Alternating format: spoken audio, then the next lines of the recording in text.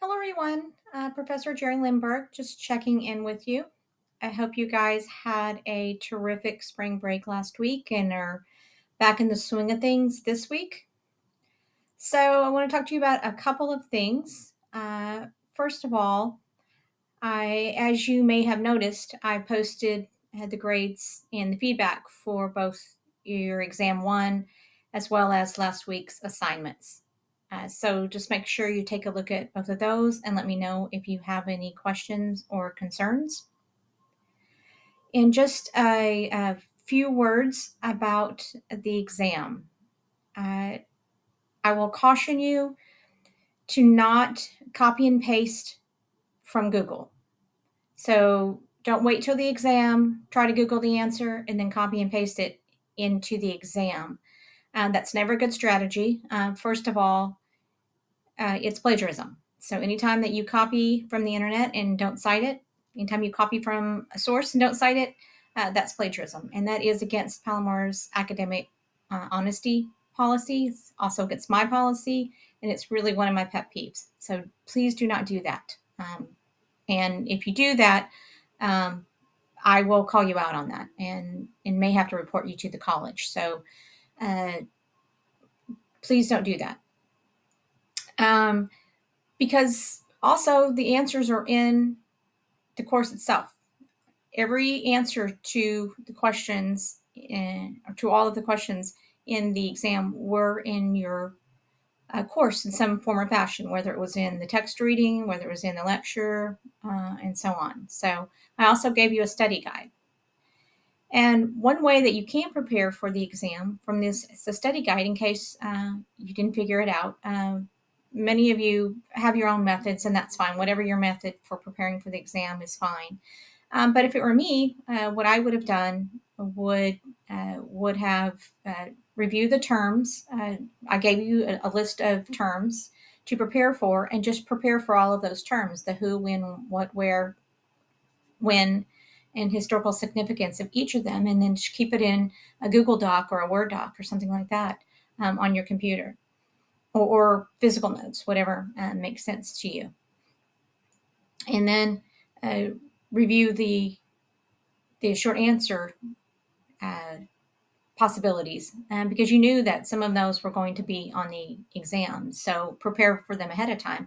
And again, in a Google Doc, what's nice about putting them in a Google Doc or a Word doc is you can just copy and paste right into the exam. So that's kind of an easier way to do it.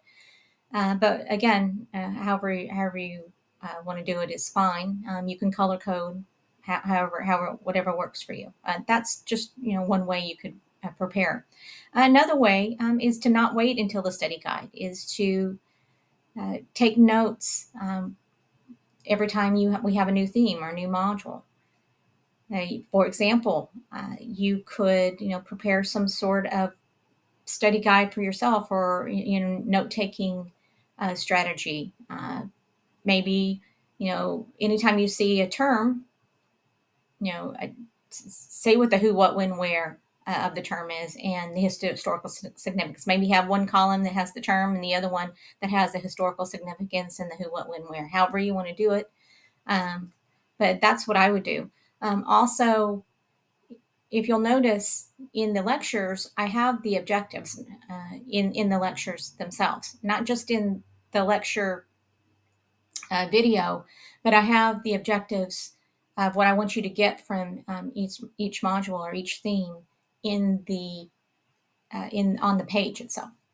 So I would take a look at those and use that as a guide, and write those down, and then make sure you can answer those questions, because if you'll notice, those questions I really drew a lot from those objectives. So just a little bit of a tip. And if you have need any more advice or tips, or struggling, please let me know. I'm happy to help you. All right, so that was the exam. This week, just make sure you get the assignments completed by Sunday. Also, I believe your essay extra credit is also due this week. So make sure you get that in. That is optional. You don't have to do it. But it's always a good idea to have a little padding on your grade, even if you're doing well.